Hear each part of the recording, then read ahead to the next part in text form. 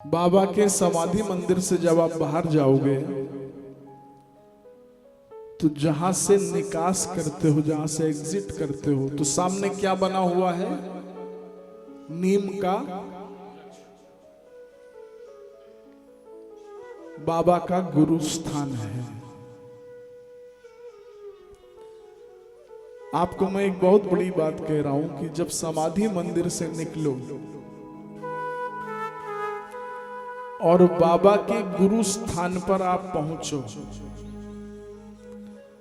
तो एक बार उस वृक्ष की परिक्रमा जरूर करना। अगर आपने बाबा के गुरु स्थान के नीम के वृक्ष की परिक्रमा कर ली, तत्क्षण आपको इस विश्व में जितने गुरुजन हैं सबका आशीर्वाद प्राप्त हो जाएगा। बोलो साईनाथ महाराज की जय। इस दास को उसी गुरु स्थान पर बाबा ने साक्षात्कार किया था, दर्शन दिया था। जानते हो आप ये बात? यहां पर जितने लोग उपस्थित हैं, कौन कौन जानता है इस बात को? कभी सुनाया हमने कथा में, कभी बताया आपको? कोई जानता है इस बारे में कि नीम के वृक्ष के नीचे कैसे बाबा ने दर्शन दिया था? नहीं जानते।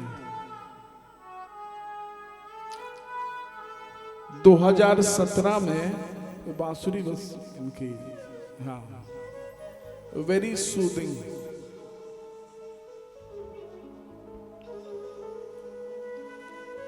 दो 2017 में बाबा के दर्शन के लिए हम और हमारी धर्म पत्नी शिरडी गए थे।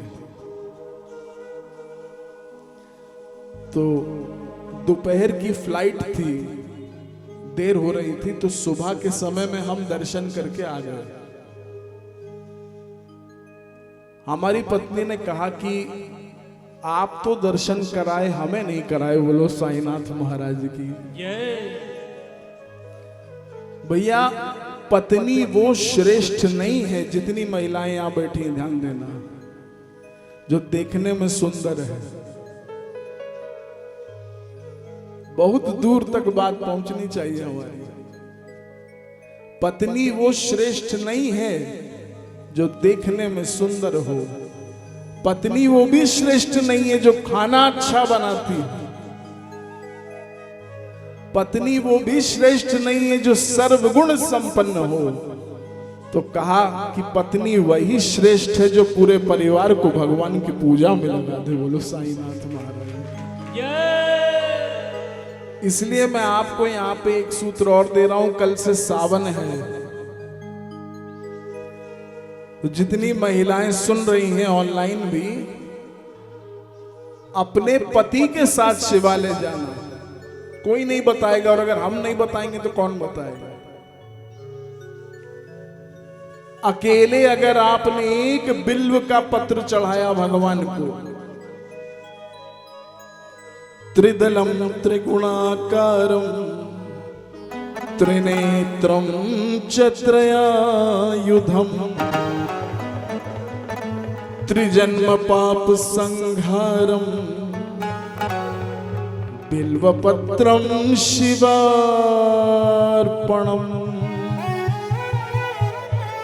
अकेले एक बिल्व का पत्र आपने शिवलिंग पर चढ़ाया तो 1 गुना फल है, और अपने पतिदेव के साथ महादेव को तुमने 1 बेल पत्र चढ़ा दिया तो समझ लेना 10,000 गुना फल तुमको प्राप्त होगा। लेकिन आजकल होता क्या है? ये ससुरे जाएंगे आनंदेश्वर तो अकेले जाएंगे, ये परमठ जाएंगे अकेले जाएंगे, और गुरु जी की कथा होगी तो पत्नी आएगी। हमने उस दिन कहा कि पूजा करो जोड़े से, पूजा करो जोड़े से, काम हो जाएगा थोड़े से। बोलो साईनाथ महाराज जी। बताओ, सच्ची सच्ची बोलना कि किसके किसके पति देव आए हैं? अब जिसकी हो ही नहीं उसकी बात नहीं कर रहे हैं, वो टेंशन ना ले। बताओ किसके किसके पति आज यहाँ पर आए हैं? आपके आए हैं। चलो सोचो कि इतने लोगों में एक अकेली है, तो बताओ हमने क्या गलत कहा आपको?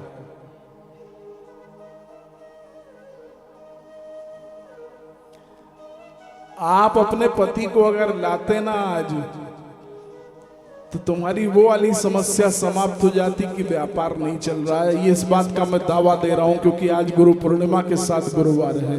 ऐसा गुरु का आशीर्वाद मिलता है, ऐसा गुरु का आशीर्वाद मिलता कि तुम्हारे वारे न्यारे हो जाते।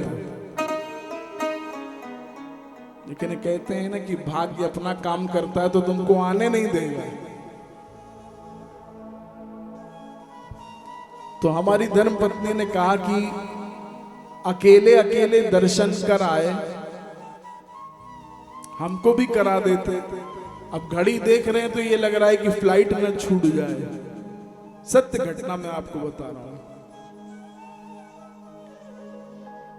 मैंने समाधि मंदिर में फोन किया, जो ट्रस्टी थे वहां के, उन्होंने कहा कि गुरुजी आप जल्दी से जाइए और 10 मिनट में दर्शन हो जाएंगे। वैसे तो इतनी भीड़ नहीं होती समाधि मंदिर में, लेकिन उस दिन बहुत ज्यादा भीड़ थी। इतनी भीड़ कि आप कितने बड़े वीआईपी हो, फिर भी थोड़ा बहुत तो आपको भीड़ को देखना ही पड़ेगा। वैसे तो वीआईपी का मतलब होता है वेरी इंपॉर्टेंट पर्सन। पहली बार ऐसा लगा कि वेरी इंपॉर्टेंट पर्सन नहीं, वेरी इग्नोर्ड पर्सन। हमने बाबा से कहा, हमने कहा बाबा तुम समझ नहीं रहे हो कि फ्लाइट छूट गई तो बड़ी महंगी आएगी। बोलो साईनाथ महाराज की जय। इतनी बात करते करते एक व्यक्ति हम लोगों के पास आया, भीड़ में से हमको और हमारी पत्नी को लेकर के समाधि के पास पहुंचाया। हम वीआईपी में ही थे फिर भी, और कहने लगा कि इस तरफ से दर्शन कीजिए। आपने देखा होगा समाधि मंदिर में एक तरफ बाबा के चरण हैं और दूसरी तरफ बाबा का शीश है। जहां पर चरण बने हुए हैं स्वर्ण के, उस तरफ समाधिस्थ जहां बाबा है वहां चरण ही हैं, और जो वो वाला पक्ष है समाधि का, वहां पर बाबा का शीश है। तो पहले चरणों की तरफ लेकर के गया, उसके बाद उस व्यक्ति ने कहा कि इधर से आइए, यहां से भी दर्शन कीजिए।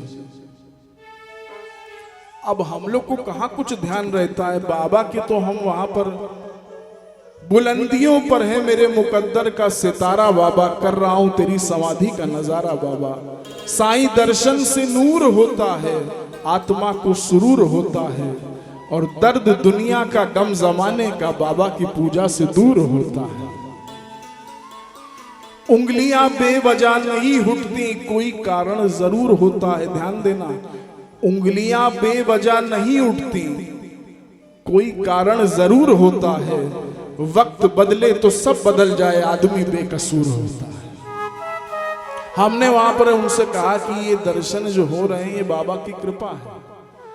बाहर आ गए वो व्यक्ति, हम लोग के साथ साथ बाहर आए।